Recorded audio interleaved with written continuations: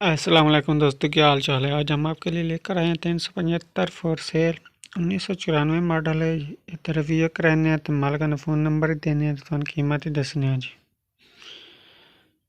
दी condition है जी थोड़ी अखी ने सामने परकन इंजन में है जी। तो बाकी रेम वगैरह तो नज़र मार ले तो रेम भी काफ़ी अच्छे खिलौते हैं। तो टायर ही फ्रंट अच्छे खिलौते हैं जी। बाकी आ जाओ थोड़े अखी ने सामने जी।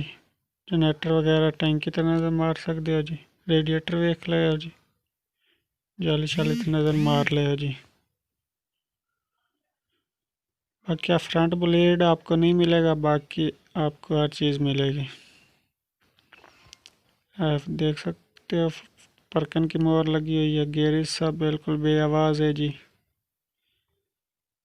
बाकी थोड़ी अखी के सामने है जी। काम तो लग गया है तो धूड़ मिट्टी है इस वास्ते। आप बैक टायर तो नज़र मार सकते हो जी। माड़ी गार्ड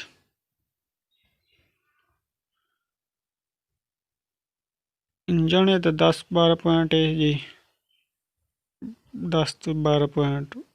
तो बाकी रैम की हालत देख सकते हो जी। रैम भी काफ़ी अच्छे खिलौते हैं। ज़ाहिर सी बात 1994 मॉडल है तो कोई वेल्ड वगैरह नहीं होया गया। बिल्कुल ओरिजिनल हालत ही खिलौता है। बिल्कुल बैक हिस्से ते नज़र मार सकते हो। बैक हिस्सा जी हिच लगी हुई है जी। इनू कोई लीकेज वगैरह नहीं है जी। ट्यूबा ते नज़र मार ले, ट्यूबा काफ़ी अच्छी खिलौती हैं जी। तो डिमांड मुनासिब है जी। देख सकते हो जी रेम में दे रेम में काफ़ी अच्छे खिलौते हैं जी। आफ्टर मार्केट इनू छत्ती नाल लगी गई है तो नाल मेल वैसी जी।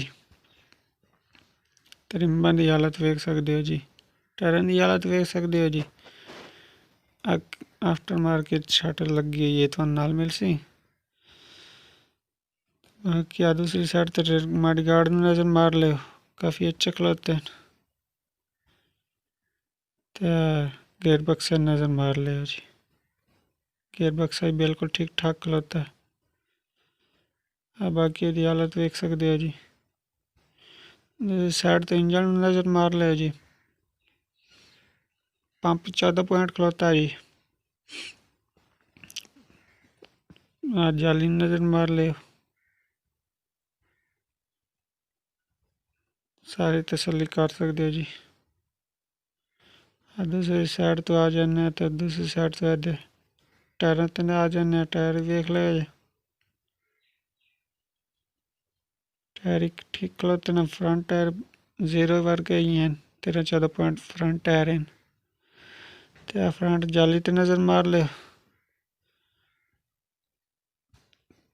तो आप ट्रैक्टर की फुल लुक विखा देने हैं जी। ट्रैक्टर की फुल लुक है जी। कोई डेकोरेशन है जी। ये नहीं कि डेकोरेशन नहीं है जी। डेकोरेशन है जी। दूसरी साइड तो चलने दूसरी साइड तो फुल लुक वेख लो जी। जो भाई साढ़े चैनल तो नवे आन वो प्लीज़ सब्सक्राइब कर ले। दिए गए घंटी के निशान को दबाना ना भूलें ताकि हर आने वाली वीडियो आप तक पहले पहुंच सके जी। मालका का नंबर तो डिस्क्रिप्शन ही मिल वैसी जी। तो डिमांड है 9 लाख रुपये ने जी। मुनासिब डिमांड है, कोई ज़्यादा डिमांड नहीं है। 9 लाख रुपया जी। मौके ते आप आके वादा घाटा कर लवे जी।